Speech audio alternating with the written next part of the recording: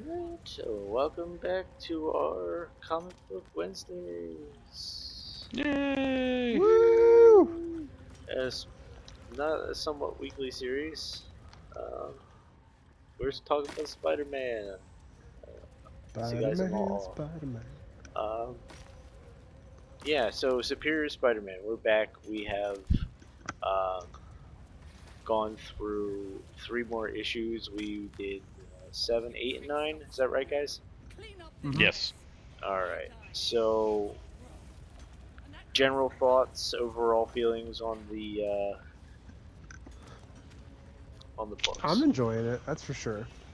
Yeah. It's the ending It's was very like cliffhangery. Definitely. Um, so just to kind of like dive into it, this these three issues kind of focus on Otto Octavius realizing that Peter is in his consciousness, and like can take control and stuff, and he kind of confronts him. Um, Initially, this was supposed to be the end of the series. Like it was supposed to be Superior Spider-Man. It was going to run about 9 or 10 books, Mm-hmm. and then it started doing really well. The numbers were selling so good. Um, so like, well, we're just going to extend it. So they made Otto win rather than Pete. So that's kind of a great example of how like marketing can really change a comic book. Um, I didn't know that. yeah, fun stuff. But this issue is really good because it does kind of address the morality of Otto's character. Um,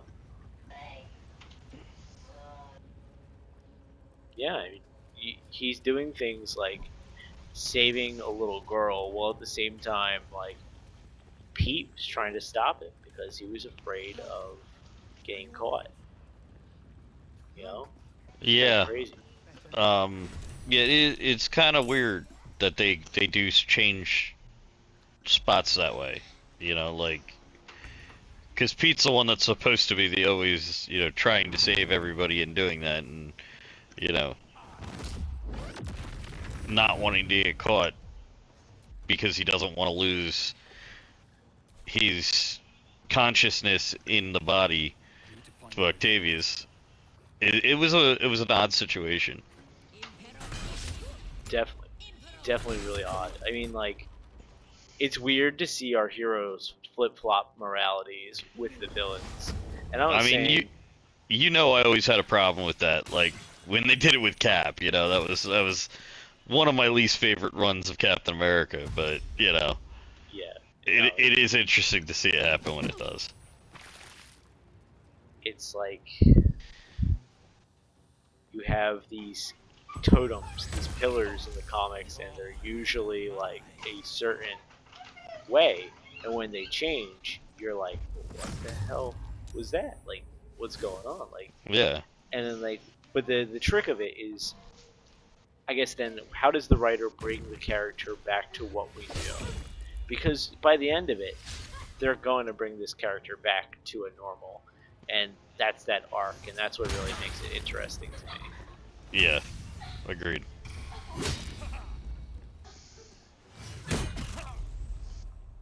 How about you, Shane? What are you feeling? To be honest, like one of the things that I really loved about this issue was also something that like kind of was wild for me to look at was like there are two parts. One was the morality, like Al was saying, because one of the things that really hit me was when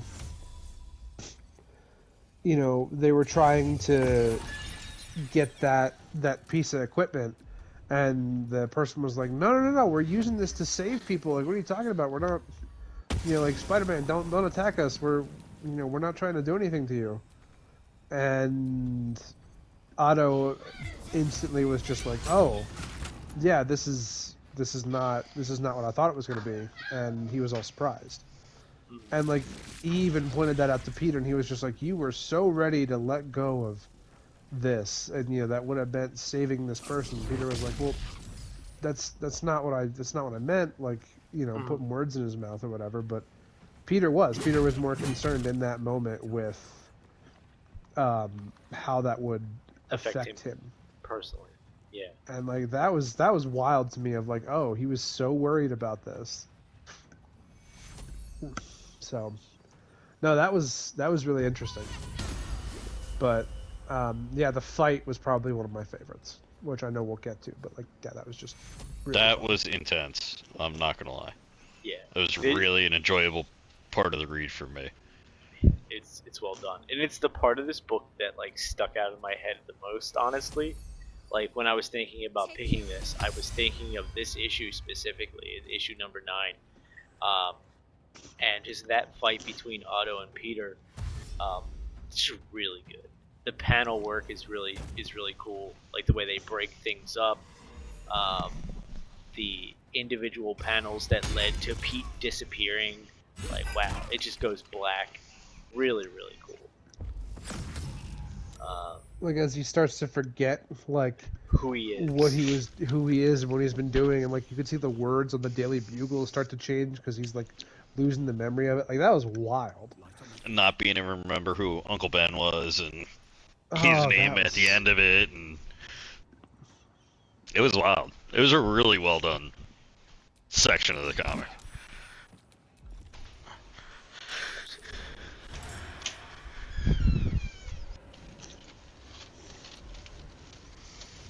I also thought like in that fight. Oh, sorry, Ian, go ahead.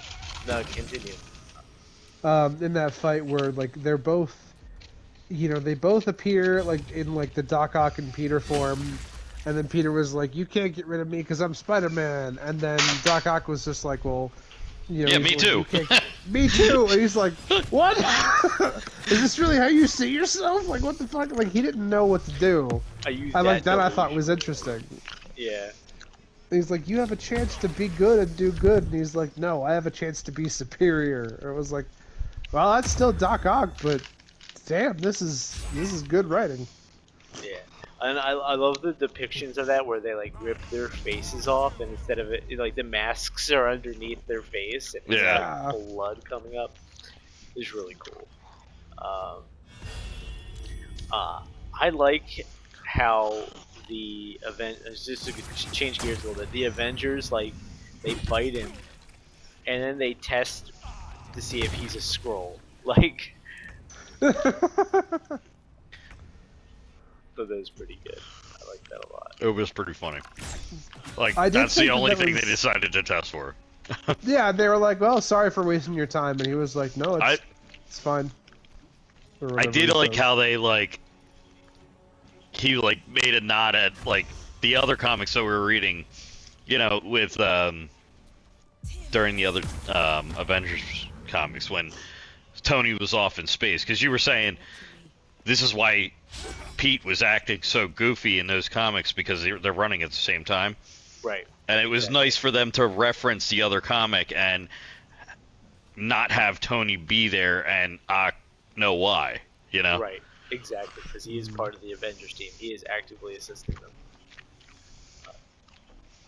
I would have loved to see like a little bit more tie-in on the Avengers end, like other than Pete just being a dick, because it does. Yeah. If you're not following the other book, it is very disjointed. But I do like seeing it here on the Spider-Man side, and I think that just talks to Dan Slott as a writer. He's very in tune with everything. I really enjoy his writing personally. Not everybody does, because he typically does stuff like this. Very bold takes on characters. Right. Yeah. What you guys think of how Ock handled the little girl in the hospital?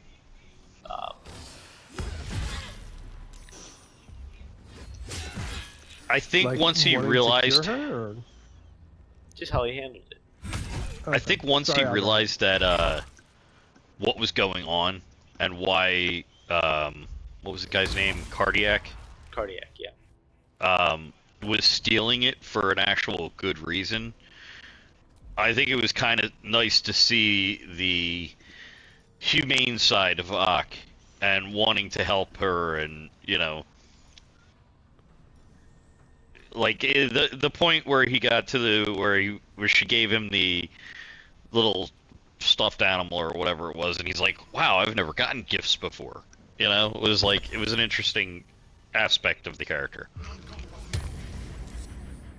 It's definitely a really interesting aspect of the character. I thought that was just so interesting that, like, you know, immediately upon finding out, like, I think in a way you could say that Peter is rubbing off on him. Because in trying to be superior, like, he admits to hearing Peter's voice. So, like, all of Peter's active voices, but, like, also if there's anything like subconscious mind at play here, he was probably also hearing that and everything. And so, like, what really kind of made me, like, take a step back is he was like, no, I'll perform this operation myself. And they were like, Spider-Man, are you sure? He's like, yes, I'm familiar with the technology. I can do this. It's fine. And everyone was like, okay. But, no, that was, I thought, really well done. Agreed. Absolutely. 100%.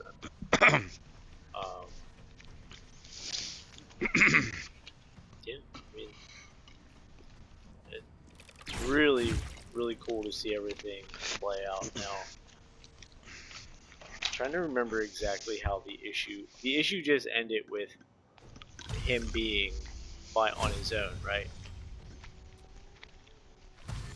Yeah. Being on his own. Yeah, it just ended with it's just me now, or basically that. It was just his face. Yeah. I'm not gonna lie, I was pretty nervous to read this comic line because I, you know, didn't know if I was gonna enjoy the Peter not being Peter thing, but it's come a long way for me. I'm enjoying it a lot. I get where you're at because I kind of felt that way too at first. When I first read it, it's like the writing is good enough where like it's interesting to read, but also um, not only that,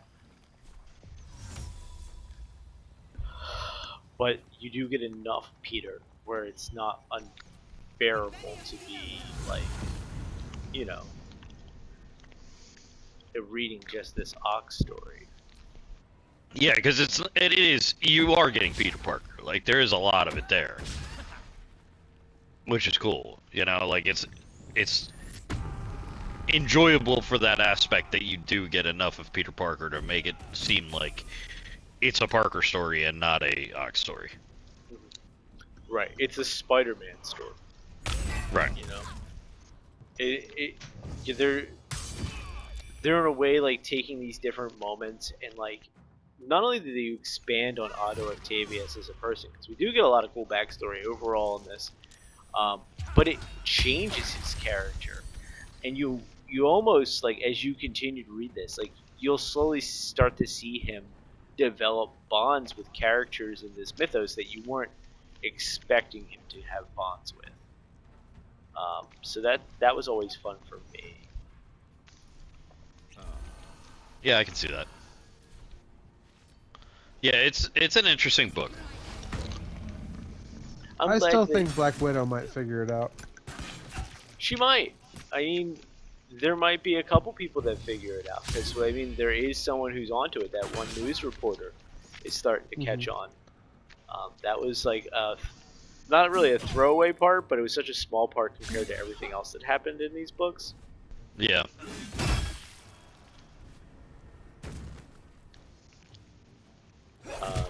Yeah, I mean, Shane, do you have any other like screenshots or anything that you want to touch on? Honestly, let me double check real quick. Okay.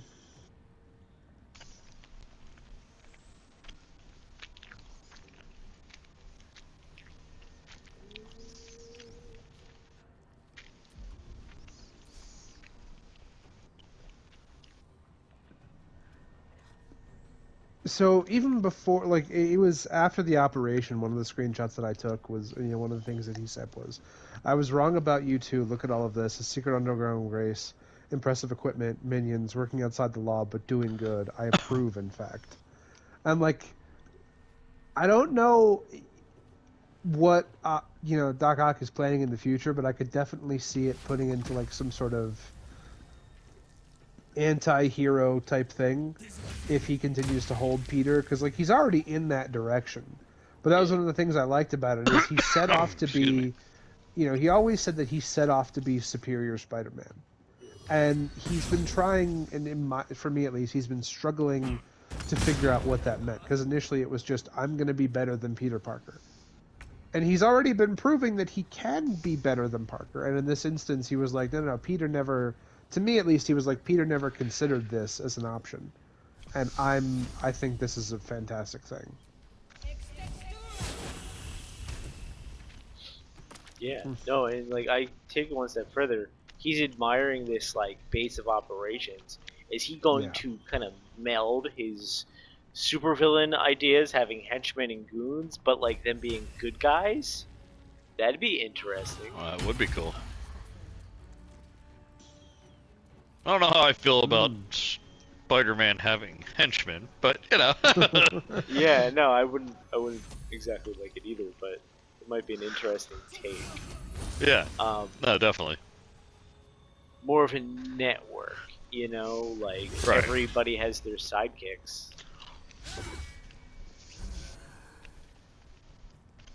But yeah, that was basically all the notes that I had. Like, we touched on a lot of the good portions that I had saved. Yeah, we're jumping around a little there, but we think we nabbed on everything there. Yeah. Cool stuff. I'm curious to see like how this evolves even further. I'd like to think that Ock gets a happy ending out of this, but who knows? Man's got enough trauma that I hope he at least gets something. Yeah. All right. So we're gonna continue, of course. Go up to issue 12 next, 10, 11, 12. Woo-woo. I don't know how many issues are total on this. I think it's in the 30s.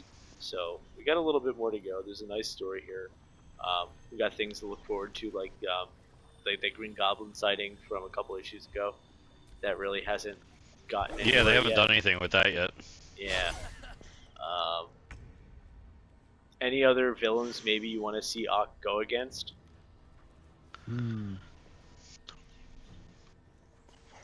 I mean, it's always fun to see the classic villains come back, so any of that stuff would be fun. Mm-hmm. Yeah, I don't know. I want to see him fight more of the Avengers. That'd be cool. Like, I would like to see more of that, because, like, with Black Widow being the master assassin that she is, I feel like if anybody can figure it out in that group, it's going to be her. Yeah, absolutely. I think you're right. Time I scrammed before more pricks from Moonrise Towers move in. But no, I think right now Venom is Agent Venom in the comics. So like to see him tussle with Agent Venom would be cool, because Agent Venom is Flash Thompson, like he's a good guy. That would be pretty cool. That'd be neat. He's supposed to. I think he knows Pete's secret identity. Ooh, okay, I didn't know that. So that would be interesting to see if he would realize that Pete's not Pete. Yeah. Just how would he react at that point? That's a good question. Right.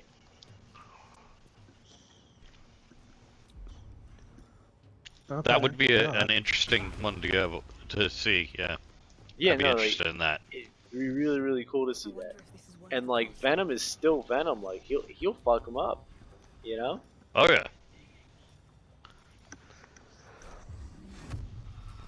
But how much is... Oh, okay, you guys actually raised a pretty good question, because how much has Pete been holding back against Venom? And when Doc Ock realizes that, would he just be able to just give it all he's got? Because he's been letting some of Pete's power go, like, as he's been doing stuff, but I don't think he's actually hit 100% yet. Yeah. So couple things. So one, Agent Venom is more like he's like a soldier. He's not the hulking monster you know.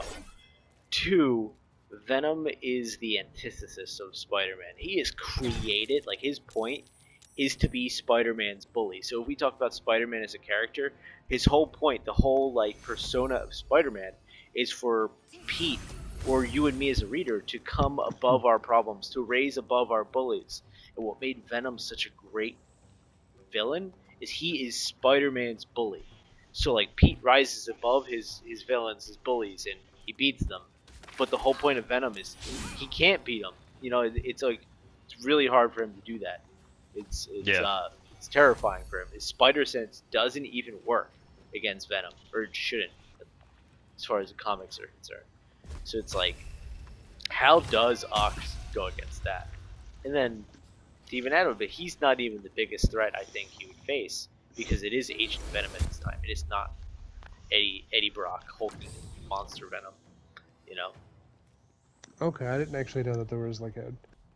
I've heard the differences, like between Venom and Agent Venom. Like heard being, I can tell they're different people, but I don't know the extent of the differences. So that makes sense. Thank you. Right. No, that's fair.